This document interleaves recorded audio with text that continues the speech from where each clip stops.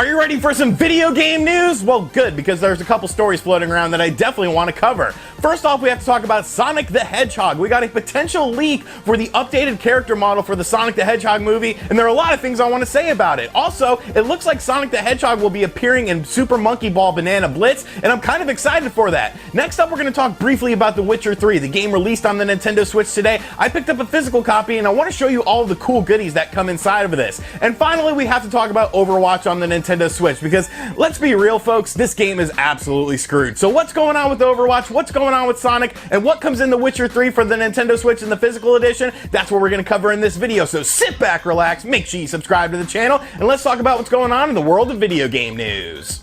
So to kick things off, let's talk about Sonic the Hedgehog, because admittedly, it's been a rough year for the dude. Like, we got the first look at the Sonic the Hedgehog movie trailer, and everyone was like, what the hell is this? Like, yeah, it kind of resembled Sonic in a roundabout way, but it really did not look like Sonic the Hedgehog, and a lot of people, myself included, were kind of upset by this. Of course, this is a movie geared towards children, but who brings children to the movies? That's adults. Adults that probably grew up in the 90s and played Sonic the Hedgehog. So there are some adults that also want to see this movie too, and kids aren't stupid. Like, that's one thing I always want to take away from this. Kids are not stupid. When they look at this, they're like, yeah, that doesn't really look like Sonic the Hedgehog. But of course, the company then rescinded that trailer and said that they were going to fix the character model for Sonic the Hedgehog. Well, a new leak has been floating around the internet that potentially reveals what Sonic the Hedgehog is going to look like in this movie, and wow, this actually looks like Sonic the Hedgehog. You could tell by things like the eyes of Sonic the Hedgehog, it looks a hell of a lot better. Sure, there are a few little nuances that I have with this. His arms are still blue. They probably should have been more of a tan color, because that's what Sonic the Hedgehog actually has. But if this is the final image for Sonic the Hedgehog in the Sonic the Hedgehog movie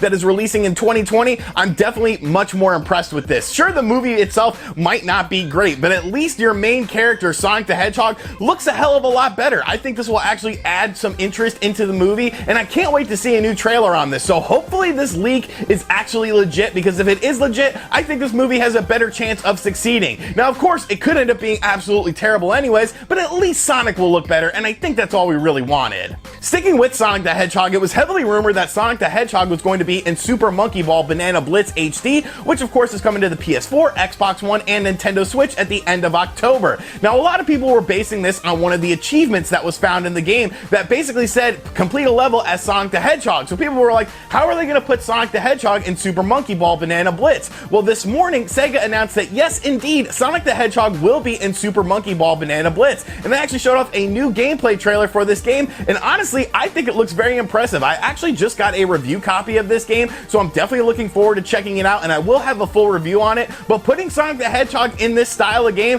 completely makes sense. I mean, Super Monkey Ball is based on precision and of course based on speed when you're trying to set level records for online leaderboards and things like that. So having Sonic the Hedgehog, whose whole character was pretty much based on speed and, well, chili dogs too, I guess, is definitely a welcome addition to this game. It gives the game a bit more notoriety, and it gives the game a bit more character development when it comes to Sonic the Hedgehog. Another thing I really like about this game is that Sega emphasized that everything in the game will be available to be unlocked without having to do any sort of DLC. Just by simply playing the game, you will be able to unlock things like Sonic the Hedgehog. So to me, that's a big deal. Of course, we are in the age of microtransactions and the era of microtransactions and paid DLC. So to see everything involved in this budget game is unlockable from the start as long as you play the game is definitely a welcome addition in my opinion. So I don't know, I think this game definitely got a lot more interesting with Sonic the Hedgehog. Like I said, I will have a full review on it towards the end of this month, so make sure you guys are on the lookout for that. But let me know in the comment section down below if the inclusion of Sonic the Hedgehog actually makes this game a bit more appealing to you. Alright, so obviously the big Nintendo Switch release of the day was The Witcher 3 Wild Hunt Complete Edition for the system outside of Overwatch, which we'll talk about Overwatch at the end of the video. But I've been playing this game for about 4 hours and I've definitely been enjoying it. The graphics definitely took a hit. At times it can look, you know, pretty muddy in terms of textures and things like that, but the frame rate is mostly smooth throughout. I've only had like 1 or 2 dips, and some environments and areas actually look really nice. It's just sort of, you know, an obvious downgrade from other versions of the game. I think the game definitely excels in handheld mode though. I played it some in handheld mode, and I think it hides the visual infidelities a bit more in handheld mode than it does on my 55-inch television. But I've definitely been enjoying the game and enjoying the story. But I wanted to show you guys the physical edition of this game, because this is the physical edition of the game that you will get at any retail location that you get. It of course is $60, but it comes with a lot of extra goodies and things you don't necessarily see with a lot of physical editions. You can see that the box is nice and big. I like that about it, but let's go ahead and open it up and show you guys what is inside the box. Of course, you have the game itself, and I have the game inside my Nintendo Switch right now, but you also have the extra goodies. Now the game of course includes all of the previous DLC that was included in the game as well, so let's take a look at the extra goodies now.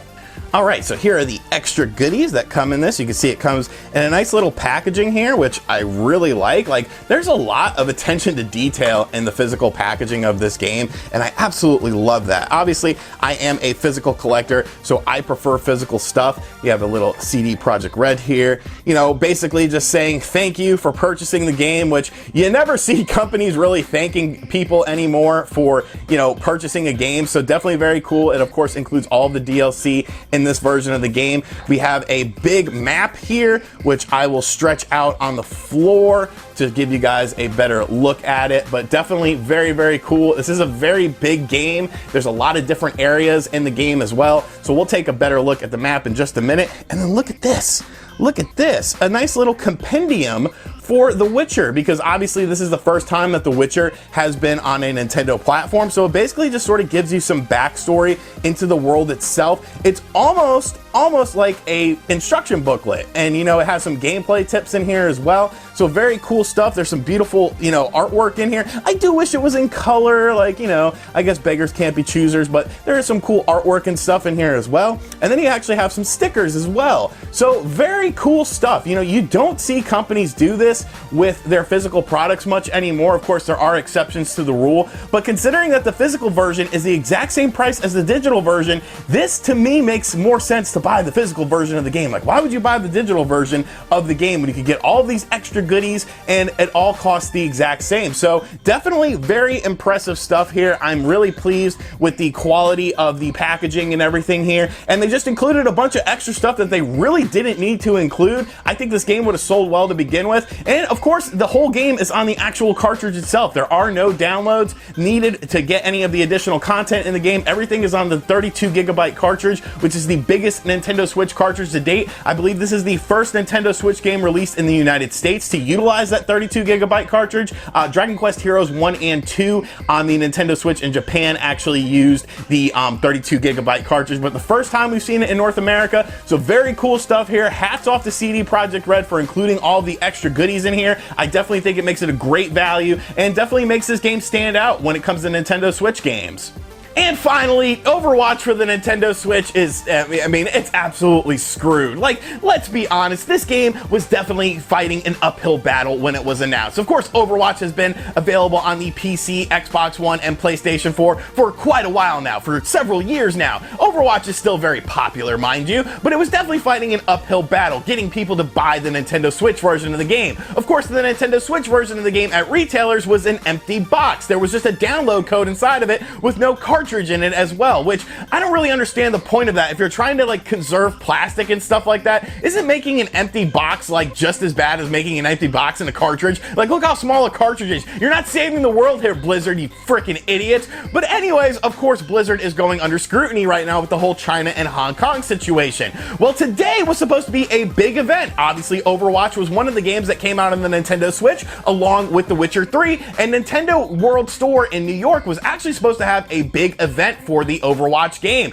And late last night, Blizzard came along and said, no, we're not doing it anymore. We're not doing it anymore. And this event was actually canceled. So now it's like they're the laughing stock of the video game industry. They literally canceled this big event for Overwatch at the Nintendo World Store in New York City the night before the event. Like, to emphasize what is going on with Blizzard right now, they're feeling the heat from many different people. And it's not even just necessarily gamers that are doing this. You know, other people in the media are starting starting to take notice of this. Things like various news organizations, even politicians are starting to look at this situation like, damn, you guys kind of sold out China and the Hong Kong people in this situation. So what was an uphill battle already is really just surmounting into an unbeatable battle for Overwatch on the Nintendo Switch. And I'm sure the Overwatch for the Nintendo Switch is a good port. Everything I've seen from it looked like it was going to be a good port.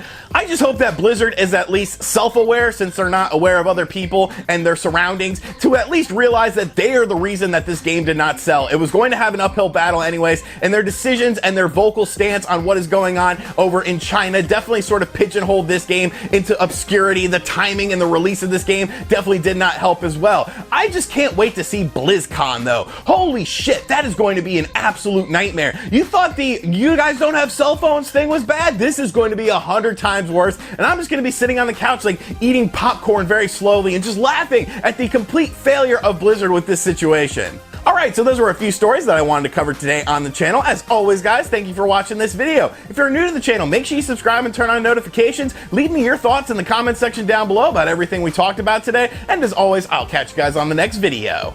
Later.